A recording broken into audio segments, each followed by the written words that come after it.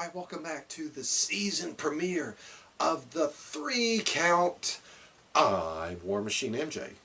I am, of course, the current reigning and defending 3 Count Mafia champion for the 2021-2022 season, which ends after WrestleMania Backlash, which is the next pay-per-view and the last in our season. In addition to that, I am also the Elite Count champion. Just going to set that belt right there, because after WrestleMania, both nights, I'm of course the WW3 champion. So yeah, just put that nice tableau of gold right there. Anyway, I'm here today to talk about the Raw after Mania 38. So it was a fun Raw. The first Raw I've watched in a couple of months. Went by pretty breezy, so it wasn't a painful slog like most weeks have been.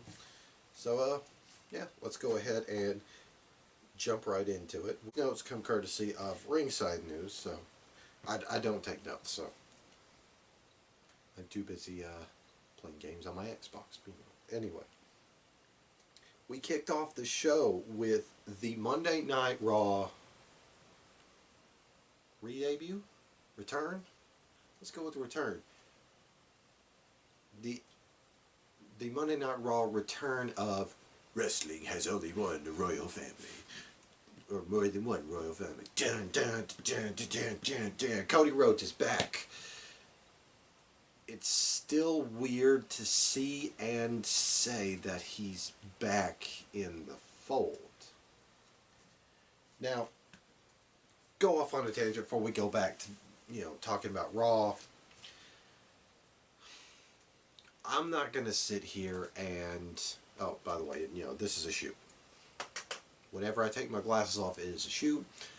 I'm not going to sit here and patronize Cody for making the jump back to WWE, calling him a sellout, or calling him a hypocrite, or,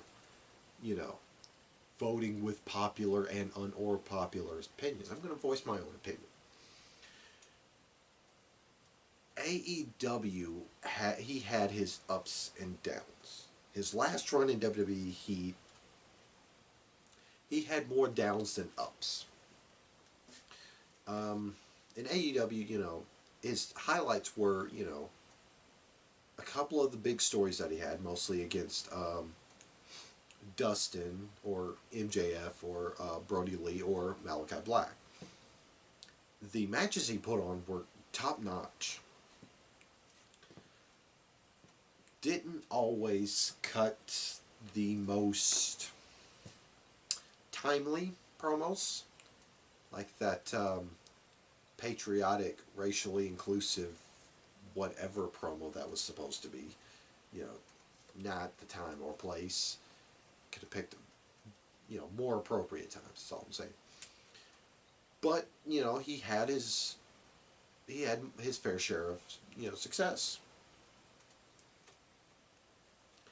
His prior run in WWE, I wasn't a big fan of. Now, disfigured Cody Rhodes was the best character in my opinion, because it had that whole Dr. Doom vibe. Anyway, so getting back to my point, frankly, I couldn't care less if he stayed in AEW, or if he went to WWE, or he stayed retired, because I'm just some jabroni that watches the product. What does he care what I think he should do? He should do what's right for him and his family. If he goes to WWE, good. If he stays in AEW, good. If he goes retired, good. It's like my feelings on Punk. If Punk ever came back, good. If he never came back, good. Doesn't mean I don't like the guy. It's just, at the end of the day, they are all human beings. And as a fellow human being that watches this guy and gets some sort of genuine enjoyment out of them, it's like, yeah, I want to see them succeed, or I want to see them, do what's best for them or their family or, what have you. So,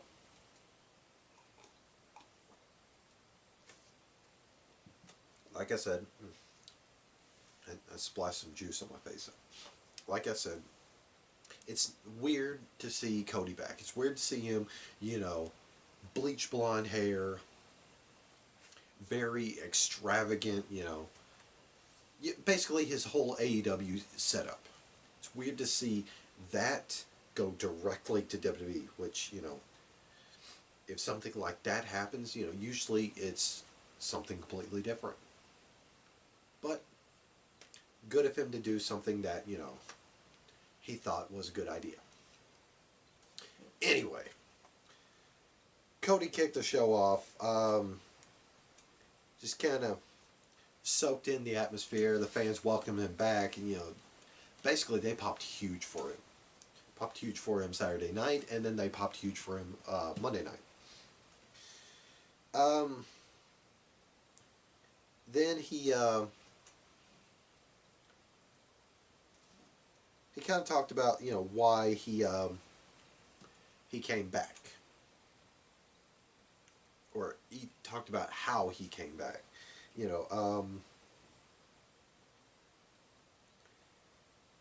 Talked about the multi-million dollar deal that he's got, a multi-million dollar year. I can't talk. Deal that he had. He had some doubts about his return, but when he saw 75,000 quotes people rise to their feet, he just kind of be like, yeah, this was the smart play. But he then shifted to a very heartfelt and genuine story where he talked about how the American Dream, Dusty Rhodes, defeated then champion superstar Billy Graham in Madison Square Garden back in '77. And he talked about asking his dad, "Oh, you held the same championship as Hulk Hogan," and Dusty told him, "I only won by countout," so he never got to hold the belt. And basically, Cody said, "I'm going to win the belt. My father never won, and even though he's not around to physically hand him, Cody's going to win it in the name of the American Nightmare." So he's going to bring that little bit of prestige to his family, and it was very, very heartfelt. He started getting choked up a couple of times during it. And then after he got done with his promo, Seth Rollins comes out. I gotta say, I love this Seth Rollins. He's great. Anyway, he comes out dancing about, acting all goofy and whatnot, and very extra. He gets in the ring. Cody throws down the mic, and you think, oh, they're going to square up. Cody sticks out his hand. Rollins laughs, shakes it, and essentially tells him, "Welcome home." And then we go to commercial. Come back, and we get a championship opportunity match between Rhea Ripley and Liv Morgan and the new WWE Women's Tag Team champions, Sasha and Naomi, which, thank you. That is one of two matches that helped get me this bad boy. Anyway,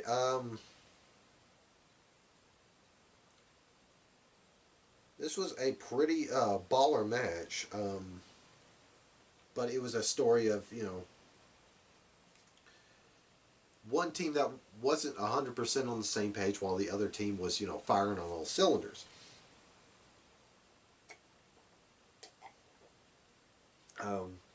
Anyway, Sasha Banks got the victory over Liv Morgan, denied them the opportunity at a championship match. Afterwards, Rhea Ripley, after Liv Morgan is,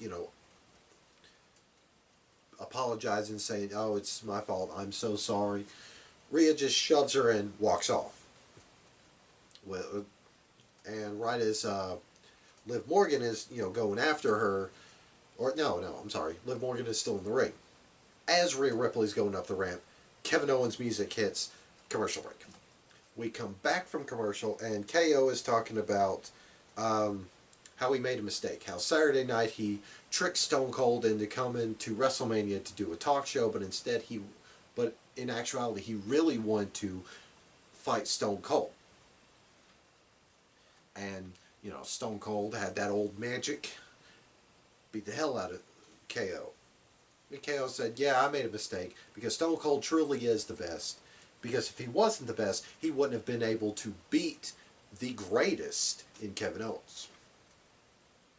And he basically said, oh, I want Stone Cold's victory over me stricken from the records because I had a bad back.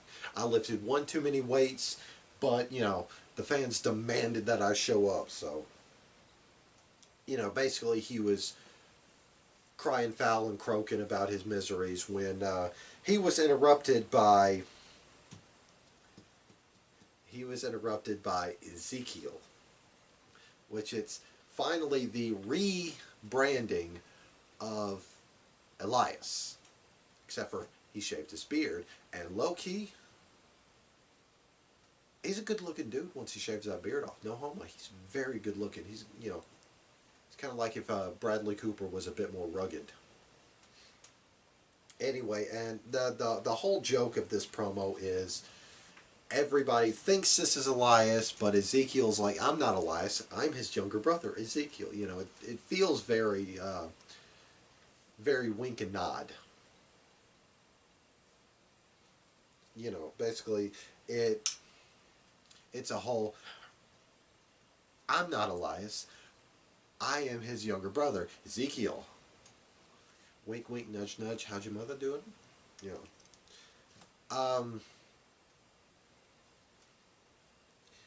Yeah, basically, Kevin Owens isn't buying it. He calls, bullshit. He says, listen, I don't care. And this line was great.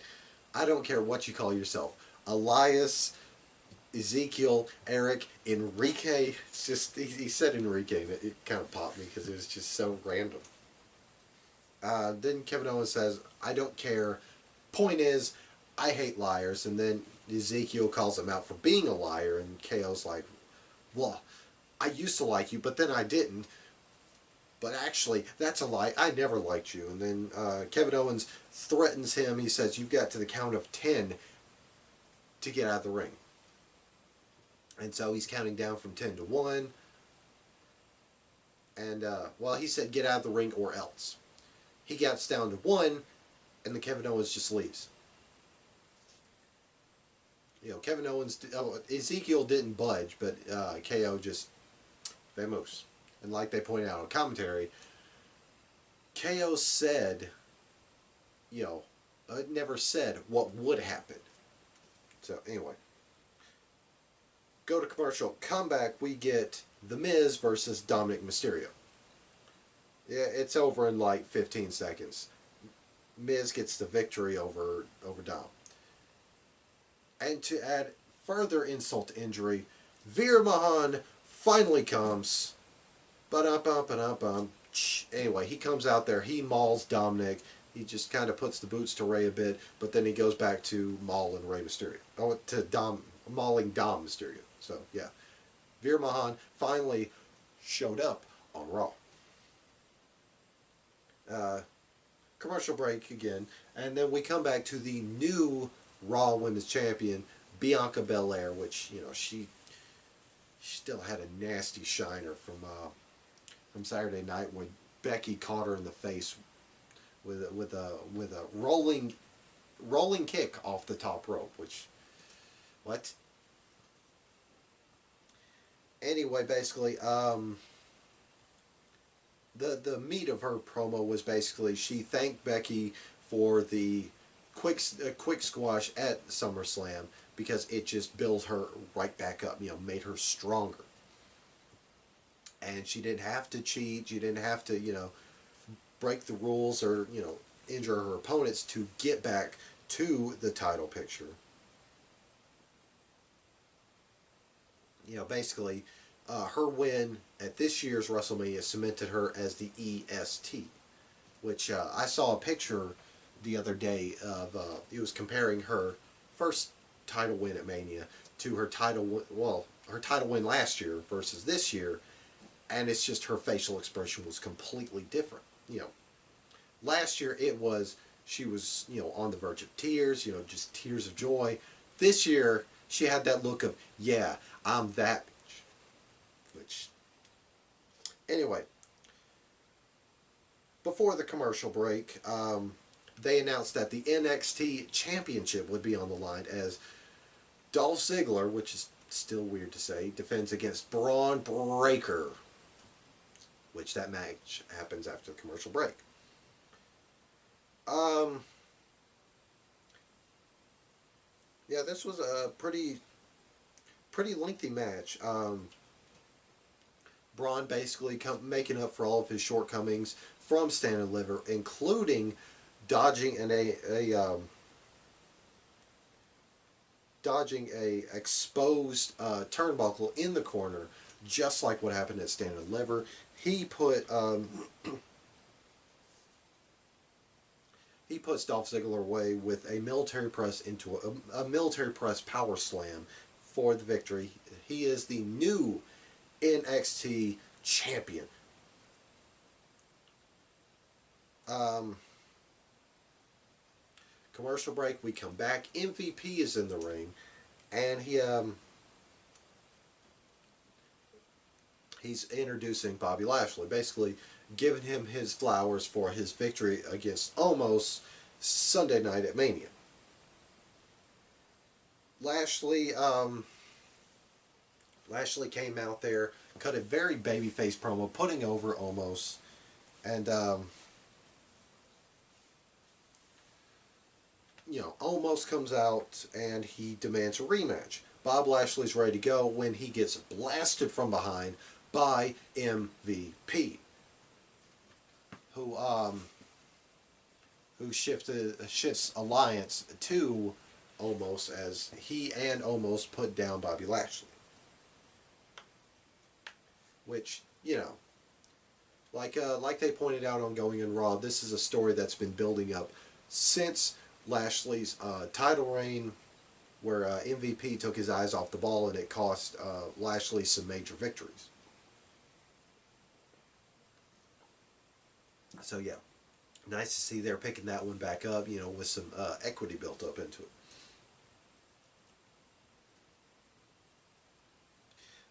Afterwards,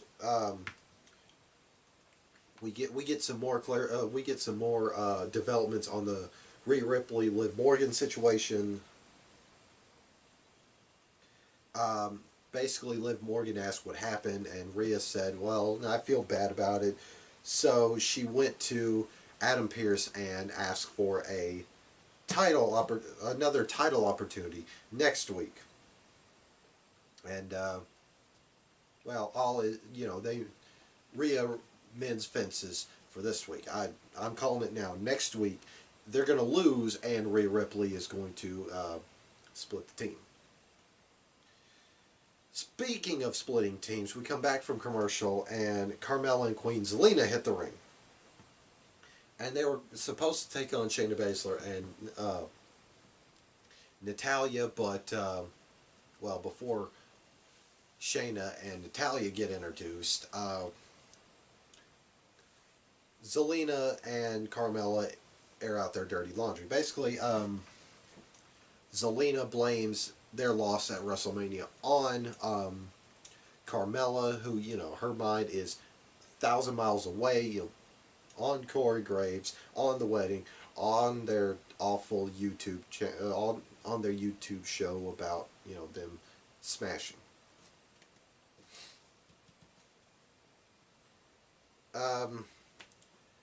Carmella says, "Well, I thought you would be my bridesmaid, but now you're uninvited. I guess I can squeeze you in as Flower Girl," and Zelina didn't take too kindly to that, decked her, and she went scurrying off to Corey. And then they make out. Next, we had the Usos dogging Austin Theory about his loss to Pat McAfee, and you know, getting stunned by Stone Cold Steve Austin, and Theory just, well, he cuts very generic tough talk. He says, "Oh, I had McAfee beat. He got lucky. I don't want to talk about Stone Cold, but as far as tonight goes, Finn Balor better watch out. A-Town down." Come back from commercial break, and it's a six-man tag team match as Raw Tag Team Champions RK Bro take on team with United States Champion Finn Balor against the SmackDown Tag Team Champions, the Usos, and Austin Theory. This was a pretty alright match. The usual RK Bro trope of Riddle's the one getting worked over.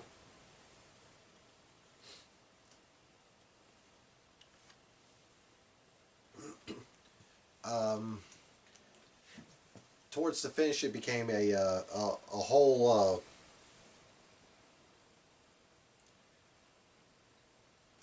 basically a just giant shootout where Orton hits Jimmy with the RKO. Jay super kicks him and Riddle.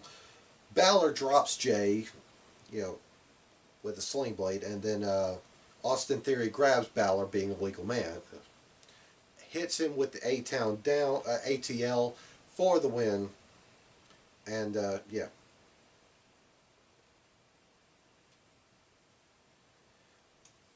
Come back from commercial, and Edge is in the ring to talk about his win over AJ Styles Sunday night at Mania.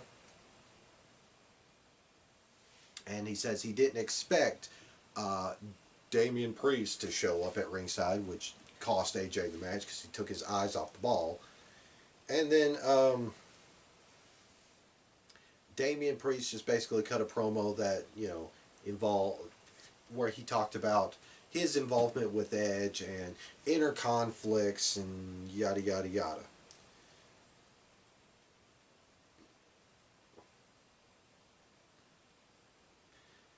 And AJ Styles comes out. He decks Damian Priest. He decks him, leaves him laying for a bit, and he goes after Edge. Well, Damian Priest, steps up into the ring, and 2-on-1, AJ Styles is left laying after a concerto. Well, after an attempted concerto.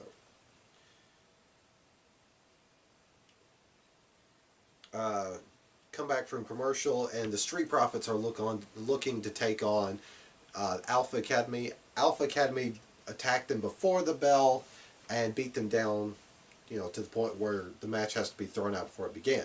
Adam Pearce came out and then declared that is a Texas Tornado match. And yeah, another fantastic match between these two. Street Profits get the victory with Montez Ford hitting a frog splash, putting Chad Gable through a table. And then next was the we come back from commercial for the main, well, not really main event, but main segment. The new undisputed, just undisputed WWE Universal Champion. Roman Reigns. Of course, Roman's got all the belts. He's flanked by the Usos and Paul Heyman. And this was a whole lot of nothing. Because Paul Heyman just ran down the accolades of the bloodline since Roman came into power. Just run it down, and all Roman said was, "What am I going to do next? Tune in Friday to see what happens next." And that was it. Yeah, that was the whole show. So yeah, like I said, not too bad of a Raw after Mania. In in years past, they haven't been that good. Um, there wasn't a whole lot of surprise. Um, Ezekiel just seemed like the only surprise debut. Veer Mahan was advertised, well, was declared for last night's episode of Raw. 2 weeks ago, a couple of weeks ago. But his arrival, we're not going to say the C word, his arrival had been advertised 4 months, almost half a year. It's a couple weeks after the draft where he got split up from um, Jinder Mahal and Shanky. Okay, yeah. All right. So yeah, he really doesn't count as a surprise debut. I imagine if they didn't have WrestleMania Backlash coming up, which is basically just let's take some of the big matches from Mania and run it back. If if Backlash was going to be something different, I I imagine this Raw would have been something more surprising, more spectacular, whatever adjective you want to use. I guess big talk. One of the big things we didn't see on Raw was the arrival of Tommaso Ciampa. Because at Stand and Deliver, they pretty much telegraphed that it was his last match. Putting over Tony D. All that. So there's a chance he could turn up on next week's Raw, or the Raw after WrestleMania Backlash, or this Friday on SmackDown. So who knows? So yeah. As far as 3 Count Mafia goes, I plan on, you know, basically starting 3 Count and Elite Count over again, trying to put this on a more consistent schedule, Because my plan is do an episode for Raw, do an episode for NXT and UK, do an episode for Dynamite, do an episode for... Right now I'm planning on SmackDown and Rampage, since Rampage isn't really a story development show. It's kind of a A-plus wrestling show with just basically, here's a follow-up on what happened, one of the big stories this week. So, yeah. As far as anything else in the pipeline, of course, I'm going to try and, keep up with Paper Preview. I know those of you who are watching probably are annoyed with the whole 3-minute text videos of text for Paper Preview. Fully explain that's just me. I ran out of time. I didn't have enough time to record a video of predictions and edit it on time, because I get wrapped up in something else, or something in my real life happened, or most of the time I'm waiting on Rod or Malcolm to send their picks. So, but yeah, I'm gonna try my damnedest to keep this show up. My ace in the hole is usually do a super episode where I recap